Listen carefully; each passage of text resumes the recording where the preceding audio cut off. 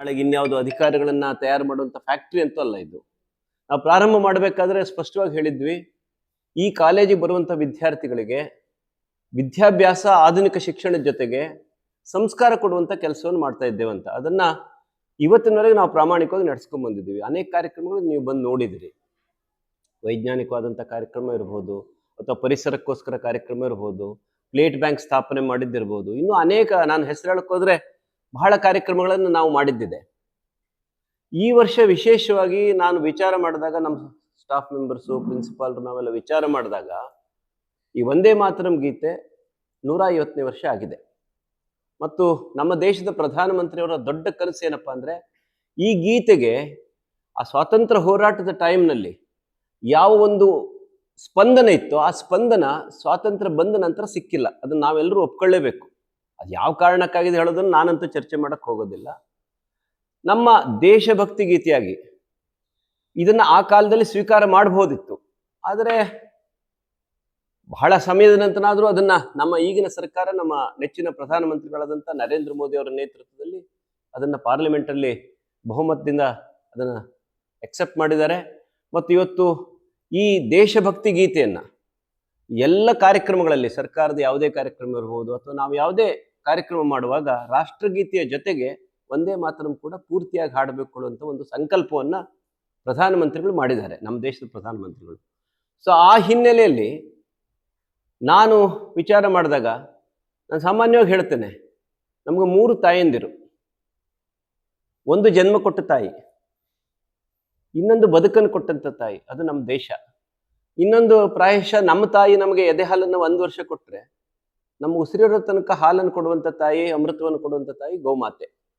ಈ 3 ಈ ದೇಶದ ಮೂಲ ಸನಾತನ ಸಂಸ್ಕೃತಿಯ ಕೇಂದ್ರ ಬಿಂದುವಾಗಿ ಬಹುಶಃ ಭಾರತೀಯ ಸಂಸ್ಕೃತಿ ನಡ್ಕೊಂಡ್ ಬಂದಿದೆ. ಸೊ ಆ ನಿಟ್ಟಿನಲ್ಲಿ ನಮ್ಮ ದೇಶದಲ್ಲಿ ಇರುವಂಥ ಎಲ್ಲರಿಗೆ, ಅದರಲ್ಲೂ ಈಗಿನ ವಿದ್ಯಾರ್ಥಿಗಳಿಗೆ, ಅಂದರೆ ಈಗ ನಾವೇನು ಜೆನ್ ಆಲ್ಫಾನೋ ಏನು ಹೇಳ್ತೀವಿ, ಇವರಿಗೆ ಹಳೇದು ಯಾವುದು ಗೊತ್ತಿಲ್ಲ ಅಂತ. ನಾವು ಮೊನ್ನೆ ಸ್ವಾತಂತ್ರ್ಯೋತ್ಸವ ಮಾಡಿದ್ವಿ. ನಾನು ಆ ಸಮಯದಲ್ಲಿ ನೀರಾ ಆರ್ಯನ್ ಕತೆ ಹೇಳಿದ್ದೆ. ಸುಭಾಷ್ ಚಂದ್ರ ಬೋಸ್ರ ಜೊತೆ ಕೆಲಸ ಮಾಡಿ ಅವಳು ಮೊಟ್ಟ ಮೊದಲನೆಯ ಗೂಢಾಚಾರಣೆ ಆಗಿದ್ಲು, ನಮ್ಮ ದೇಶದ ಮೊಟ್ಟ ಮೊದಲನೇ ಸ್ಪೈ ಅವಳು. ಬಹಳ ಜನರಿಗೆ ಗೊತ್ತೇ ಇಲ್ಲ. ನಿನ್ನೆ ನನಗೊಬ್ಬರು ಬೆಂಗಳೂರಿನಿಂದ ಡಾಕ್ಟರ್ ಫೋನ್ ಮಾಡಿ ಕೇಳ್ತಾರೆ, ಡಾಕ್ಟ್ರೆ ಇದು ಎಲ್ಲಿಂದ ಸಿಕ್ತು ನಿಮ್ಗೆ ಅಂದ್ರೆ, ಸ್ವಾತಂತ್ರ್ಯ ಬಂದ ನಂತರ ಇಂಥ ಸಾವಿರಾರು ಜನ ತ್ಯಾಗ ಬಲಿದಾನ ಮಾಡಿದವರು ನಾವೆಲ್ಲರೂ ಮರ್ತಿದ್ದೇವೆ. ನಾವು ಹಿರಿಯರೇ, ಇವತ್ತು ನಮ್ದೆಲ್ಲ 60+. ಇನ್ನು ನಮ್ಮ ನಂತರ ಹುಟ್ಟಿದಂಥ ಮಕ್ಕಳಿಗೆ ಅದನ್ನ ಹೇಗೆ ಗೊತ್ತಾಗಬೇಕು, ಪರಿಚಯ ಮಾಡಿಸೋರು ಯಾರಿದ್ದಾರೆ, ಇದೊಂದು ಜಿಜ್ಞಾಸೆ ಇದೆ. ಈ ನಿಟ್ಟಿನಲ್ಲಿ ಪ್ರಧಾನಮಂತ್ರಿಗಳು ಅಥವಾ ನಮ್ಮ ಕೇಂದ್ರ ಸರ್ಕಾರ, ಇವತ್ತು ಎಲ್ಲ ಸರ್ಕಾರ, ರಾಜ್ಯ ಸರ್ಕಾರ ಕೂಡ, ಮೊನ್ನೆ ನೀವು ನೋಡಿದ್ರಿ ಮುಖ್ಯಮಂತ್ರಿಗಳು ಪ್ರಮಾಣ ವಚನ ಸ್ವೀಕಾರ ಮಾಡಬೇಕಾದ್ರೆ ಪೂರ್ತಿ ಗೀತೆಯನ್ನು ಹಾಡಿದ್ದಾರೆ. ತಾಯಿಯ ವೈಭವವನ್ನು ಹೇಳುವಂಥ ಗೀತೆ ಇದು. ನಮ್ಮ ತಾಯಿಯ ವೈಭವ ಏನು? ಸೊ ಇದನ್ನ ಹೃದಯಪೂರ್ವಕವಾಗಿ ಹೇಳಬೇಕು ಅಂದ್ರೆ ಬಹುಶಃ ವಿದ್ಯಾರ್ಥಿ ಜೀವನದಲ್ಲಿ ಕಂಠಪಾಠ ಆಗಬೇಕು ನನ್ನ ಪ್ರಕಾರ. ಅದು ಪ್ರಾಥಮಿಕ ಶಿಕ್ಷಣ ಇರ್ಬೋದು ಅಥವಾ ಮಾಧ್ಯಮಿಕ ಶಿಕ್ಷಣ ಇರ್ಬೋದು. ಈ ಕಂಠಪಾಠ ಮಾಡೋದು ಬಹಳ ಸುಲಭ ಯಾವಾಗ ಅಂದ್ರೆ, ಚಿಕ್ಕ ವಯಸ್ಸಿನಲ್ಲಿ. ಒಬ್ಬ ಡಾಕ್ಟರ್ ಆಗಿ ನನ್ನ ಅನುಭವ ಏನು ಅಂದ್ರೆ, ವಯಸ್ಸಾದಂಗೆ ನಮ್ ಕಂಠಪಾಠ ಮಾಡೋಕ್ಕಾಗೋದಿಲ್ಲ. ನಾವು ನಮ್ಮ ಮನಸ್ಸಿನಲ್ಲಿ ಕಲ್ತಿದ್ದನ್ನು ಹೇಳ್ಬೋದು, ಬಿಟ್ರೆ ಕಂಠಪಾಠ ಮಾಡೋಕ್ಕಾಗೋದಿಲ್ಲ. ಹೀಗಾಗಿ ನಾವೇನು ವಿಚಾರ ಮಾಡಿದ್ವಿ ಅಂದ್ರೆ, ಇದನ್ನ ಒಂದು ಕಂಠಪಾಠ ಸ್ಪರ್ಧೆ, ಗೀತಗಾಯನ ಸ್ಪರ್ಧೆ ಮಾಡೋಣ. ಅದರ ಮೂಲಕ ನಮ್ಮ ಜನರಿಗೆ ಮತ್ತು ನಮ್ಮ ವಿದ್ಯಾರ್ಥಿಗಳಿಗೆ ದೇಶಭಕ್ತಿ, ರಾಷ್ಟ್ರಪ್ರೇಮ ಮತ್ತು ರಾಷ್ಟ್ರೀಯ ಏಕತೆಯ ಭಾವನೆಯನ್ನ ಬೆಳೆಸೋದಕ್ಕೆ ಈ ಗೋರೆಯ ಕೆನರಾ ಎಕ್ಸಲೆನ್ಸ್ ಕಾಲೇಜು ಒಂದು ಮಾಧ್ಯಮವಾಗಿ ಕೆಲಸ ಮಾಡೋದು. ಸೊ ನಮ್ಮ ಕಾಲೇಜಿನಲ್ಲಿ ಕೂಡ ನಾವು ಭಾರತೀಯ ಸಂಸ್ಕೃತಿ ಬಗ್ಗೆ ಬೆಳಗ್ಗೆ ಯೋಗ ಮಾಡಿಸ್ತೇವೆ, ಭಗವದ್ಗೀತೆಯನ್ನು ಹೇಳಿಸ್ತೇವೆ, ಸಂಜೆ ಭಜನೆಯನ್ನು ಮಾಡ್ತೇವೆ. ಬಹುಶಃ ತಾವೆಲ್ಲರೂ ಸಂಜೆ 5:45, 6 ಗಂಟೆಗೆ ಈ ಕಡೆ ಒಂದ್ಸರಿ ಬಂದ್ರೆ ಇಲ್ಲೊಂದು ಪಾಸಿಟಿವ್ ಎನರ್ಜಿ ಕ್ರಿಯೇಟ್ ಆಗಿರುತ್ತೆ ಅಂತ. ನಮ್ಮ 200 ಮಕ್ಕಳು ಏಕಕಾಲದಲ್ಲಿ ಭಜನೆಯನ್ನು ಮಾಡ್ತಾರೆ, ಓಂಕಾರ ಹೇಳ್ತಾರೆ. ಅಂದ್ರೆ ಈಗ ವಂದೇ ಮಾತರಂ ಕೂಡ ನಮ್ಮ ಕಾಲೇಜ್ ಹೇಳ್ತಾರೆ. ಮೊನ್ನೆ ಸ್ವಾತಂತ್ರ್ಯ ದಿನಾಚರಣೆ ದಿನ ನಮ್ಮ ಎಲ್ಲ ವಿದ್ಯಾರ್ಥಿಗಳು, 240 ವಿದ್ಯಾರ್ಥಿಗಳು ಏಕಕಂಠದಿಂದ ಹೇಳಿದ್ದಾರೆ. ಈ ಹಿನ್ನೆಲೆಯಲ್ಲಿ ಈ ಸ್ಪರ್ಧೆಯನ್ನು ಆಯೋಜನೆ ಮಾಡಿದ್ದೇವೆ. ಸೊ ಅದಕ್ಕೆ ನಾನು ಪ್ರಿನ್ಸಿಪಾಲ್ ಹತ್ರ ಮತ್ತು ನಮ್ಮ ಉಳಿದೆಲ್ಲ ಸ್ಟಾಫ್ನವ್ರ ಹತ್ರ ಕೇಳಿದಾಗ ಬಹಳ ಪ್ರೀತಿಯಿಂದ ಅವರು, ಇಲ್ಲ ಮಾಡೋಣ, ನಾವು ಮುಂಚೆ ಈ ಜಿಲ್ಲೆಗಷ್ಟೇ ಸೀಮಿತವಾಗಬೇಕು ಅಂತಿತ್ತು ನಮ್ಮ ತಲೆಯಲ್ಲಿ.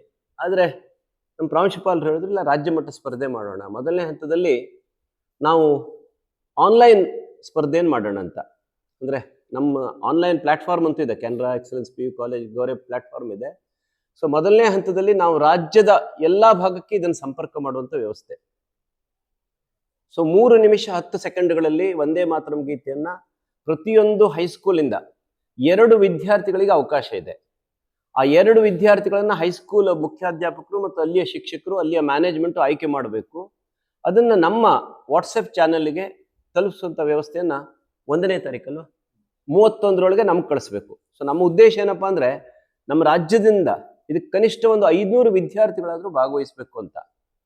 ಆಮೇಲೆ 2ನೇ ಹಂತದ ಸ್ಪರ್ಧೆಯನ್ನ ಆಫ್ಲೈನ್ ಅಂದ್ರೆ ಇಲ್ಲಿ ಬಂದು ನಮ್ಮ ಗೋರೆ ಕಾಲೇಜಿಗೆ ವಿದ್ಯಾರ್ಥಿಗಳು ಅವರ ಪಾಲಕರೊಟ್ಟಿಗೆ ಬಂದು ಸೆಪ್ಟೆಂಬರ್ 9ನೇ ತಾರೀಕು ಬೆಳಿಗ್ಗೆ 9 ಗಂಟೆಯಿಂದ ಪ್ರಾರಂಭ ಆಗಲಿಕ್ಕಿದೆ. ನಾವು ಈ ಬಂದಂಥ ವಿಡಿಯೋಗಳನ್ನ ಅದರ ಎಕ್ಸ್ಪರ್ಟ್ಸ್ಗೆ ಅಂದರೆ ಸಂಗೀತ ಕಲಿಸೋರು ಇರ್ಬೋದು ಅಥವಾ ಒಂದೇ ಮಾತ್ರ ಗೊತ್ತಿರೋರ ಬಗ್ಗೆ ಇರ್ಬೋದು, ಅಂದರೆ ಅದರ ಶ್ರುತಿ, ಅವರ ಉಚ್ಚಾರ, ಇವನ್ನೆಲ್ಲದನ್ನು ನೋಡಿ ನಾವು ಕೊನೆಯ ಹಂತದ ಸ್ಪರ್ಧೆಗೆ 60 ಜನರನ್ನು ಆಯ್ಕೆ ಮಾಡುವಂಥ ವಿಚಾರ ಮಾಡಿದ್ದೇವೆ.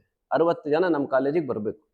ಅವು ಯಾವ ಭಾಗದಿಂದನೂ ಬರ್ಬೋದು, ಮೈಸೂರಿಂದನೂ ಬರ್ಬೋದು, ಬೀದರ್ದಿಂದನೂ ಬರ್ಬೋದು, ಈ ಕಡೆ ಮಂಗಳೂರದಿಂದನೂ ಬರ್ಬೋದು. ಅಂದರೆ ನಮ್ಮ ಜಿಲ್ಲೆಯಲ್ಲಿ ಬಹುಶಃ ಇದು ಪ್ರಪ್ರಥಮವಾದಂಥ ಪ್ರಯತ್ನ ನನಗೆ ಗೊತ್ತಿರೋ ಹಾಗೆ. ಸೊ ಬಂದಂಥ 60 ಜನರಲ್ಲಿ ಬೆಳಗ್ಗೆಯಲ್ಲಿ ನಾವು ಸ್ಪರ್ಧೆಯನ್ನು ಮಾಡಿಸ್ತೇವೆ. ಆಯ್ಕೆಯಾದಂಥ ವಿದ್ಯಾರ್ಥಿಗಳಿಗೆ ಮಧ್ಯಾಹ್ನ ಸಭಾ ಕಾರ್ಯಕ್ರಮದಲ್ಲಿ ಅವರಿಗೆ ಮತ್ತೆ ಪುನಃ ಹಾಡಿಸ್ತೇವೆ ನಾವು. ಮತ್ತು ಈ ಕಾರ್ಯಕ್ರಮದಲ್ಲಿ ಭಾಗವಹಿಸಿದಂಥ ವಿದ್ಯಾರ್ಥಿಗಳಿಗೆ ನಾವು ಎಲ್ರಿಗೂ ಈ ಸರ್ಟಿಫಿಕೇಟನ್ನು ಕೊಡ್ತೇವೆ. ಮತ್ತು ಮೊದಲನೇ ಬಹುಮಾನ 10,000 ರೂಪಾಯಿ ನಗದು ಬಹುಮಾನ ಇಟ್ಟಿದ್ದೇವೆ, ಅದ್ರ ಜೊತೆಗೆ ಟ್ರೋಫಿ. 2ನೇ ಬಹುಮಾನ ನಾವು 6,000 ರೂಪಾಯಿ ಮತ್ತು 3ನೇ ಬಹುಮಾನ 4,000 ರೂಪಾಯಿ ನಗದು ಬಹುಮಾನ ಮತ್ತು 5 ಜನರಿಗೆ ಸಮಾಧಾನಕರ ಬಹುಮಾನ ತಲಾ 1,000 ರೂಪಾಯಿ ಮತ್ತು ಬಂದಂಥ ಎಲ್ರಿಗೂ ಒಂದು ನಮ್ಮ ಕಿರುಕಾಣಿಕೆಯನ್ನು ಕೊಡುವಂಥ ಒಂದು ವಿಚಾರವನ್ನು ಮಾಡಿದ್ದೇವೆ. ಅಂದರೆ ಇದರ ಎಲ್ಲ ಉದ್ದೇಶ ಇದರಲ್ಲಿ ಹೆಚ್ಚಿನ ಸಂಖ್ಯೆಯಲ್ಲಿ ನಮ್ಮ ವಿದ್ಯಾರ್ಥಿಗಳು ಭಾಗವಹಿಸಬೇಕು ಅಂತ. ಆಗಲೇ ನಮ್ಮ ಗಣಪತಿ ಭಟ್ರು ಮಾತನಾಡ್ಬೇಕಾದ್ರೆ ಹೇಳಿದರು, ನಾವು ಒಂದೇ ಇಲ್ಲಿ ಹೇಳಿದ್ರೂ ಆಗೋದಿಲ್ಲ, ಅಂದರೆ ನಿಮ್ಮ ಮೂಲಕ ಜನರಿಗೆ ತಲುಪಬೇಕು ಹೆಚ್ಚೆಚ್ಚು.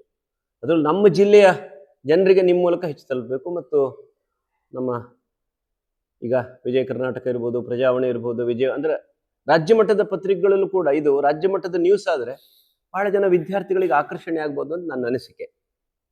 ಸೊ ಈ ನಿಟ್ಟಿನಲ್ಲಿ ಮತ್ತೊಮ್ಮೆ ನಿಮ್ಮೆಲ್ಲರಿಗೂ ನಾನು ಬಂದಿದ್ದಕ್ಕಾಗಿ ಧನ್ಯವಾದವನ್ನು ಹೇಳ್ತಾ, ನೀವೇನಾದರೂ ಇದ್ರ ಬಗ್ಗೆ ಪ್ರಶ್ನೆ ಅಥವಾ ಇದಿದ್ರೆ ಕೇಳಕ್ಕಡ್ಡಿಲ್ಲ, ಅದ್ರ ಬಗ್ಗೆ ಮಾಹಿತಿಯನ್ನು ಕೊಡೋದು, ಮಾಹಿತಿ